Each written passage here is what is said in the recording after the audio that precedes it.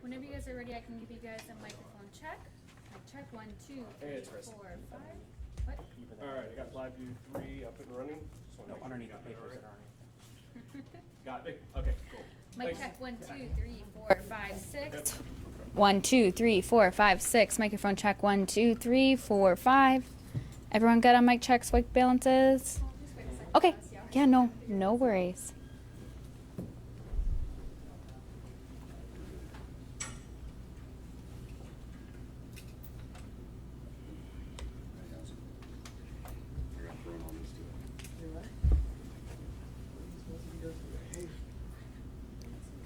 All right, mic check, 1, 2, 3, 4, 5, 6. Microphone check, 1, 2, 3, 4, 5, 6, 7, 1, 2. Everyone's good?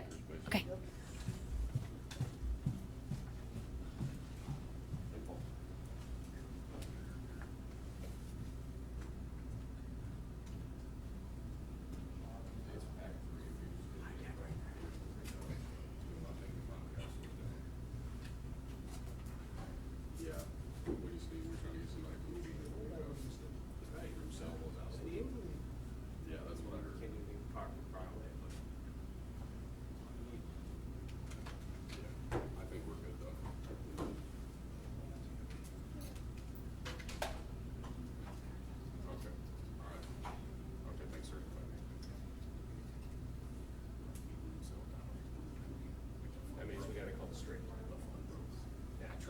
Somebody probably got so angry and probably just threw the phone and damaged it. Hey, that's the NBC2 advantage.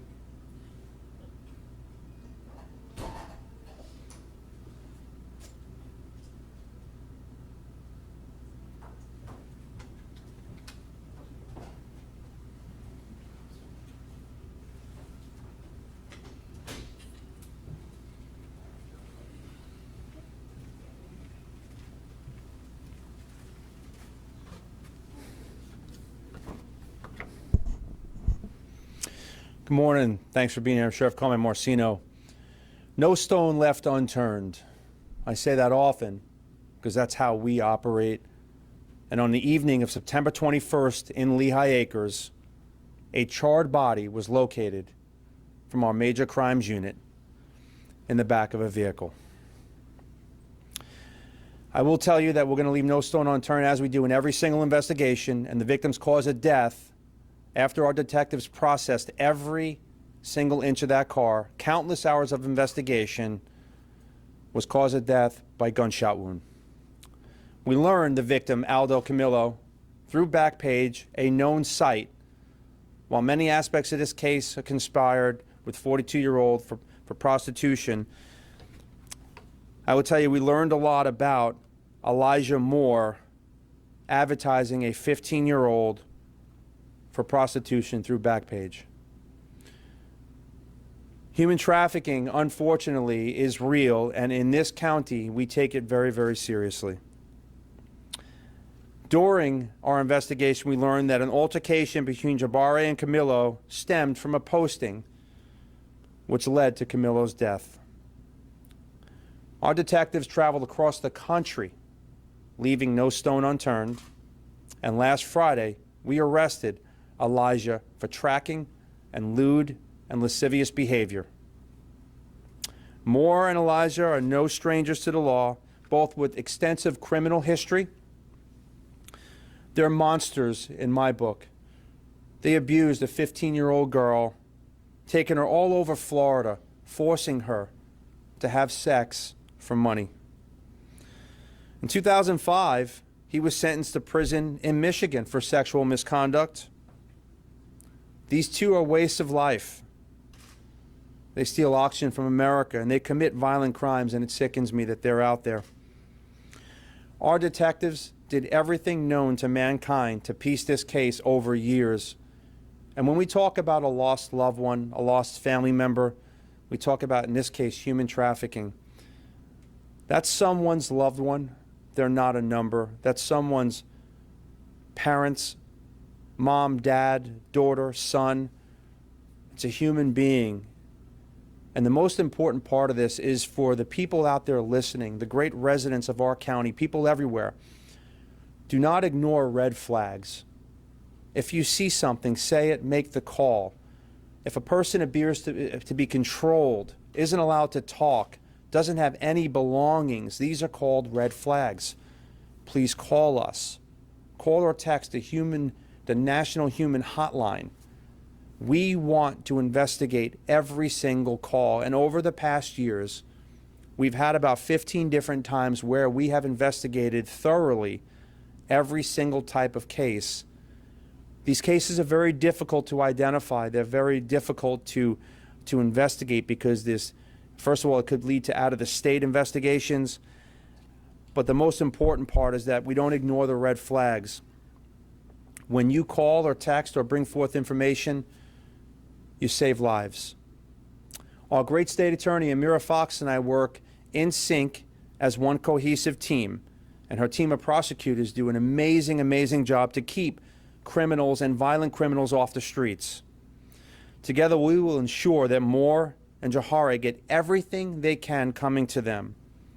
These complex investigations take a lot of time. I couldn't be more proud of our detectives. As a sheriff and the person that delivers a message, my family members are real heroes. They go out there every day, they push it to the limits, and in this case, across the country, to make sure that justice is going to be served. We cross our T's, we dot our I's, and we always will. The great residents of Lee County are going to be safe and secure with law and order in a safe environment. We are a law and order county. I'm going to take some questions. Could you spell both the victim's name and the other suspect? Okay, our suspects, Jahari, is going to be Jahbari, and then we have Moore, Moore. Okay, both are violent. Their histories: narcotics, robbery, human trafficking, assaults, lewd and lascivious behavior, and even, attempted murder. I mean, these are real violent people that are now off the streets because of the hard work of my family members.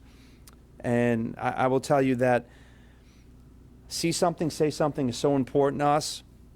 I'm proud to say that Lee County now is amongst the third safest in the nation because the great residents of our county are engaged more than ever. They trust in their law enforcement, and together we make a great team. Do you think there's any other girls or teenagers that are involved with this human trafficking, or was it just this one?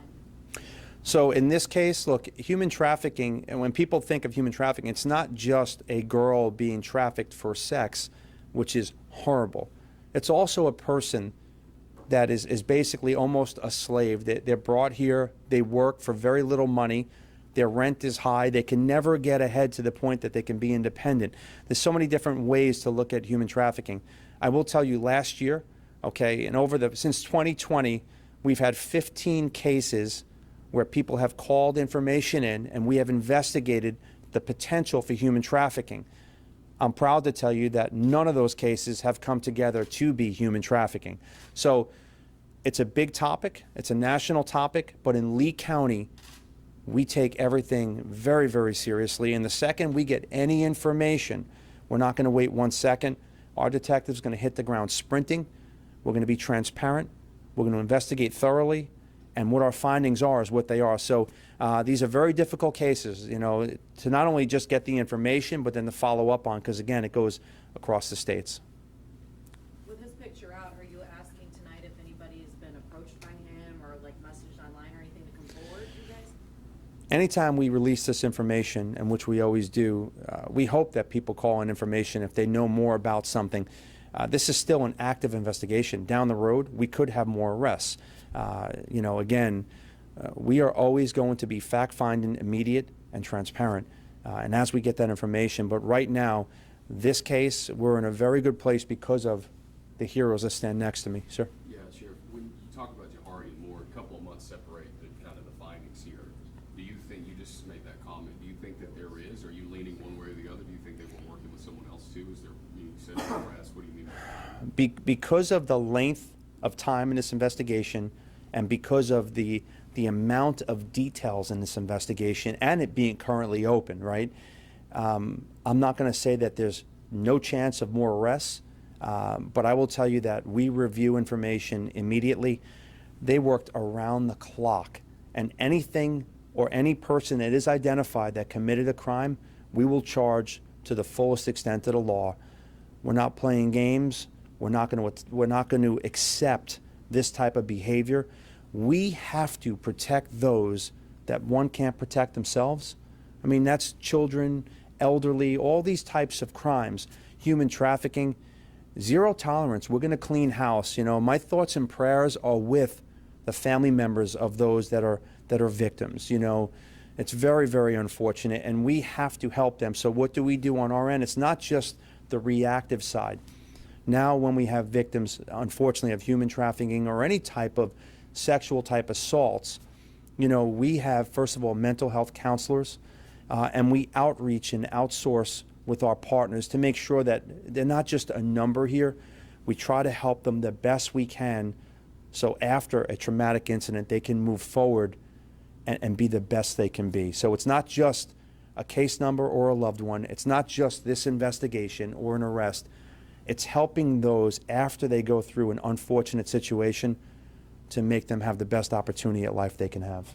Using this case as an example, you know, what does it entail in terms of working with other departments, police departments or sheriff's offices?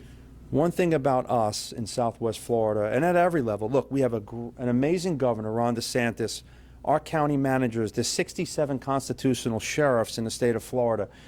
We work very, very closely together. As we've seen post-Ian, you know, when we have an event, we have everybody coming together. And I will tell you, in these investigations, when it goes across out of the county, out of the states, we work very closely with our law enforcement partners all over the world to make sure that no matter where someone goes like this, that these monsters will be charged and they come back to face the music and put them in prison where they belong. Because when they're in prison, they're not committing more violent crimes against our great residents.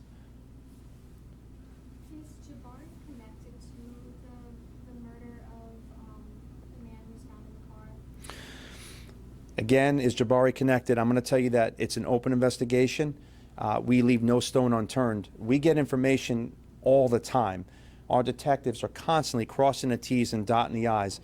At this point in time, I don't have information that I can release at that, but I will tell you again, leaving no stone unturned, we will make certain that whoever commits a violent crime will be charged in this county.